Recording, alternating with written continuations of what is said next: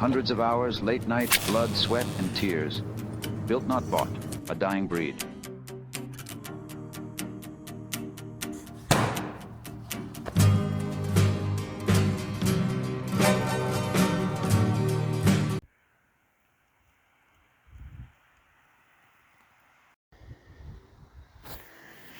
Now, welcome back to Eowyn. Welcome back to County Roscommon, well, the border of Roscommon and Mayo and Galway. And this here is the nub of my current problems. So, just got our power back there a few minutes ago. And unfortunately, that transformer supplies 7 houses, including our own. And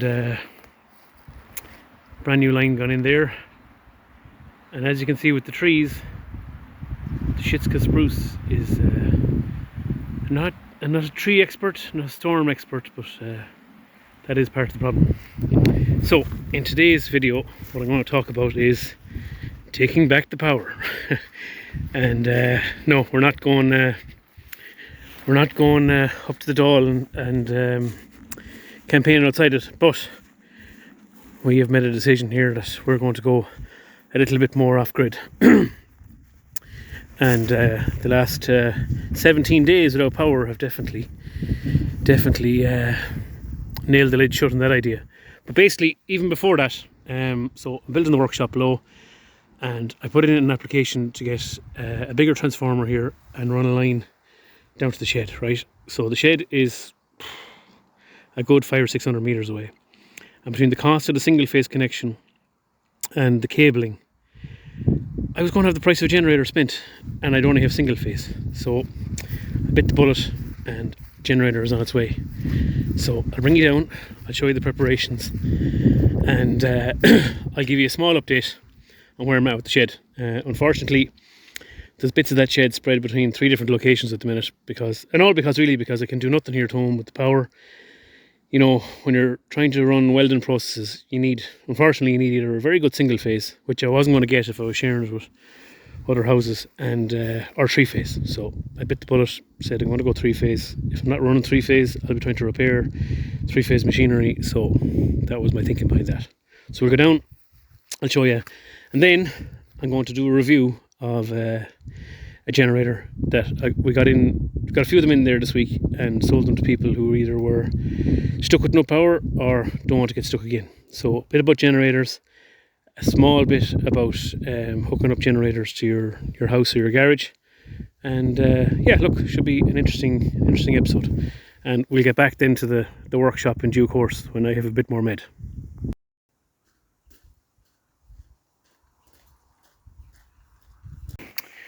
Okay, so if you're new to the channel, and even if you're not new, I'll give you a quick recap. So this container is a workshop container, and beside it I'm going to build a shed with a round roof, and I have the foundations and everything in there, and I've started the steel work. It's just not ready, anywhere near ready to make a video about it. Well, I have loads of footage taken, but anyway, and the container is a bit of a mess at the minute, but I have a workbench in there.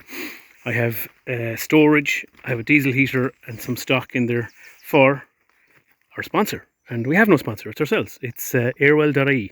That's the whole purpose of this channel. Well, it's not. It's also to record projects like this and show you what we're doing. But yeah, check out Eowyn.ie for all your welding consumables, measuring tapes, PP, loads of stuff up there. Check out my other content on other channels, and subscribe if you want to hear more. So, what's the plan at the minute? So the plan at the minute is we're getting a 22 kVA generator. It's going to sit here with a diesel tank, with a little shed over it, and I do intend to incorporate some batteries, and possibly in the future, that's why this big conduit is here, integrate solar or wind, but that's down the road. But I'm trying to future-proof it. But anyway, today's video is all about a nice small, not too expensive generator that you could use in crisis like we've just had. So we'll get to that right now. Okay, so today we're going to open up this Loncin 6.5 kVA generator, and we're going through it.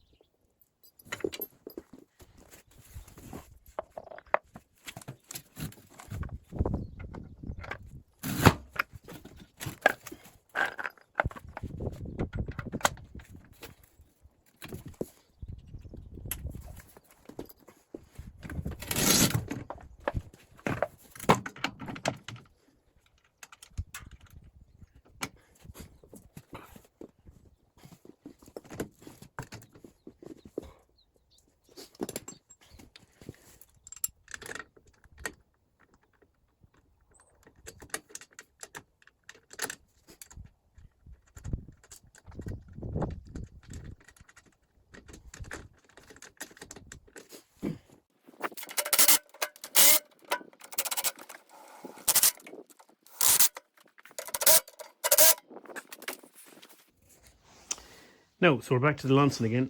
I had to go away and get some oil, so it's actually the next morning. So it's all assembled there now. We've got the wheel kit on, those little anti-vibration feet.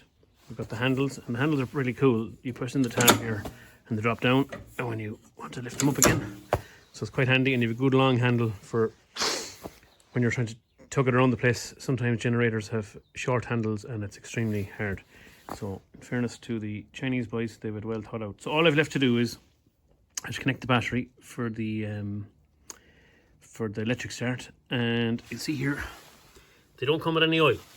So for shipping reasons, they don't come with any oil.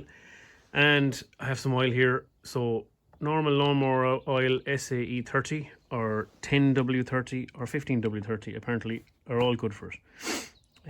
I've gone for the lawnmower oil here, but as I said, 10 or 20W30, because if you go to the manual, well, first of all, it says it takes either 0.6 or 1.1 litres, so I don't know. But it's not on this page, but on another page it says use appropriate oil. That's a good get out. Okay, so we'll fill her with oil.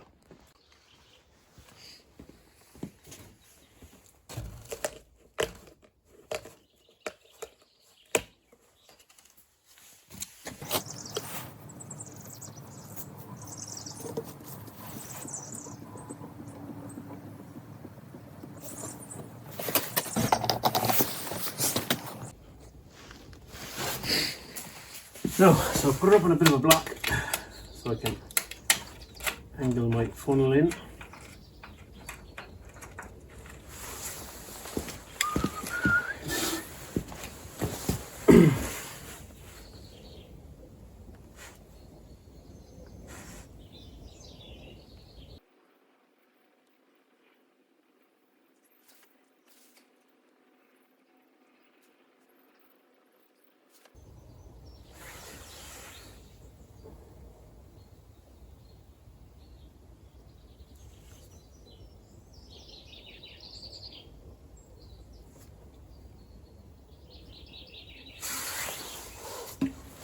Now I'm going to drop her down.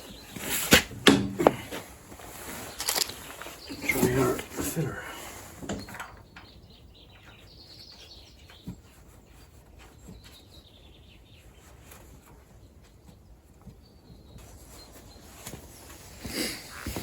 Oh, she's bone dry, so a bit more. Takes surprisingly a lot of oil.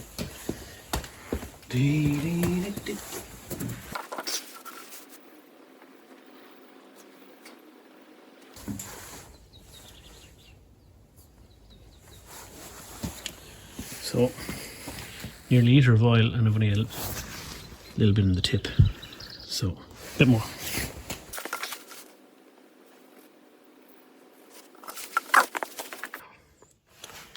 Now, so she's filled with oil there now. You can see it's very close to the lip, but if you look in the manual, that's actually what you're supposed to have. 1 second now. So, the correct oil level in the manual, as you can see here, is that the oil is almost up to the top of the tread. It's actually at the top of the tread, so that's correct what we have. And our last job in then is to hook up my battery for my electric start. So these little protectors on the batteries, they need to come off. They're actually on there fairly tight and snug, so I'll get some tools and do that. We're good to go then. Now, I've got my terminal screwed in, what I can only describe as an unbelievable faff. Lying on the ground, trying to reach in. But I discovered one thing. So, I'm used to putting up structural steel and assembling things, and really anything below M10, I'm not really sure about. Maybe M6. So M6 is a 10mm socket. So what's M5? Tell you what M5 is. M5 is the same as your tech screw. So, back in my world. So we can use the tech screw bit to tighten it up. Groovy, huh? So using the supplied screwdriver,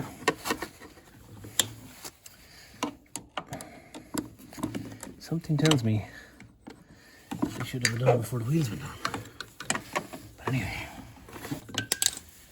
why are you lying on the ground, Paul? Oh, because I just enjoy it.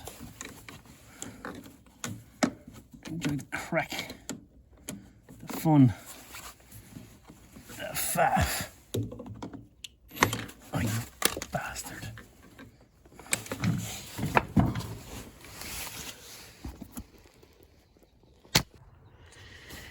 Right, that's a small bit of a faff, but anyway, we learned a few things. So she got a supping of oil, she got the battery hooked up. Well, the battery could be dead because it's been travelling so long, but once she fires up for a while, the battery will be charged up. So I'm going to give her a shot of pet turtle and we're good to go.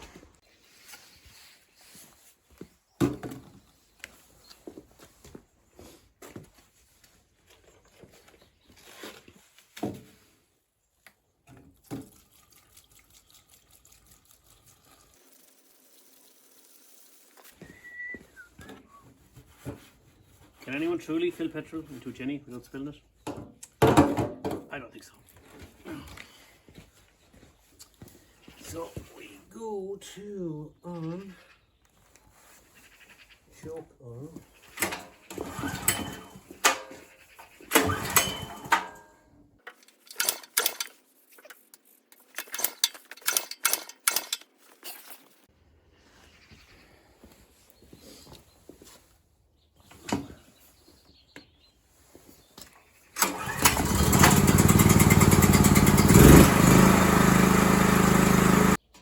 Okay, so I had her going there.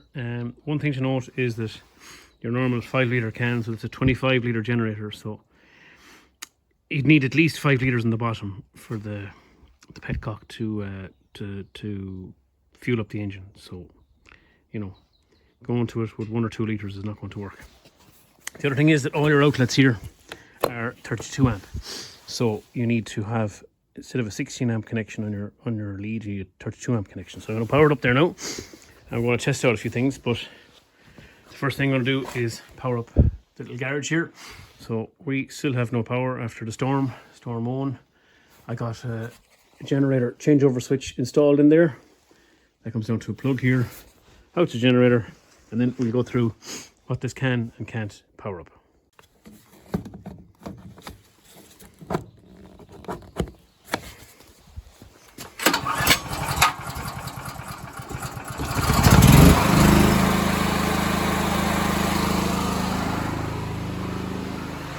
So straight away I got my lights going here. It's got the automatic voltage regulation, so it will work your computers.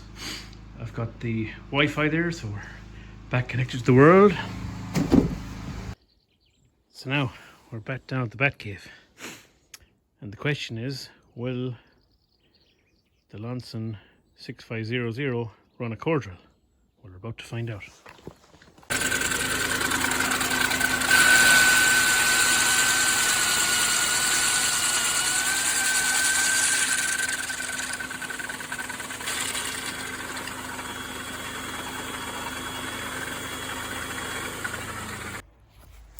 Now, after a long morning assembling generators and drilling holes, there is no finer test of a generator than boiling a kettle. So let's do that.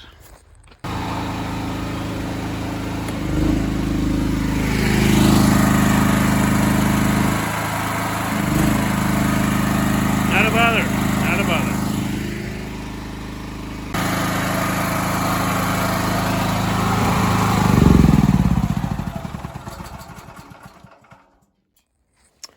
Now, it's not a bad little coffee table either, but I have to say now I'm quite impressed. For a smallish generator, she's well able to punch above her weight. She'll run the core drill, she'll boil the kettle, so not bad. Now, it's time for a break. Bit of jammy bread. And if you've been watching my other videos, you know the jam is the important part.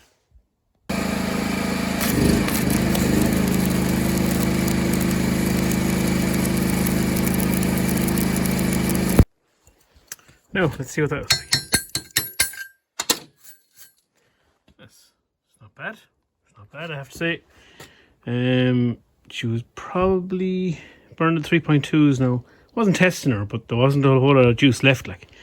But you know, if you want to get by, and if you have a choice to make between a generator welder, or a generator inverter, that would certainly get you going for a while anyway, you know. So, to summarise, your Loncin 6500, so she's a 6.25 kVA generator, which in real terms is 5,000 watts or 5,500 watts kind of starting power. So if you're trying to start up something heavy like that core drill or that chop saw, she will operate at a peak of 5.5 to get you going, right? But you wouldn't be running 5.5 full time. What can it do for the average household? So if you have a household with, say, circulating pumps and lights and all your normal stuff that you would have in a standard house, no problem, well able to do it. A few people have asked me about showers. So I looked up a shower there. A shower is anything from 8 to 10 kilowatts. So I'm afraid she's out. She's also not going to be able to power up a heat pump. So your underfloor or your air to water, they're about 12 kilowatts. But then again, you're going to need something awful big to run that. But it will run chop saws. It will run a core drill. It will run a welder. And what I really like about it is when you go up to this size, you can run 110 and 230, 240 at the same time. All right, so your smaller little generator here, you have a little changeover switch, so it's one or the other. So this morning, I was able to run the garage off the changeover switch. I was able to run the saw. I didn't have to do any changing over. I could run it all at the same time, so it was great. And I suppose if you're ever in doubt, there's always some back of the envelope calculations you can do. So here is the envelope. Here's the back of it. So we have 5,000 watts. Okay.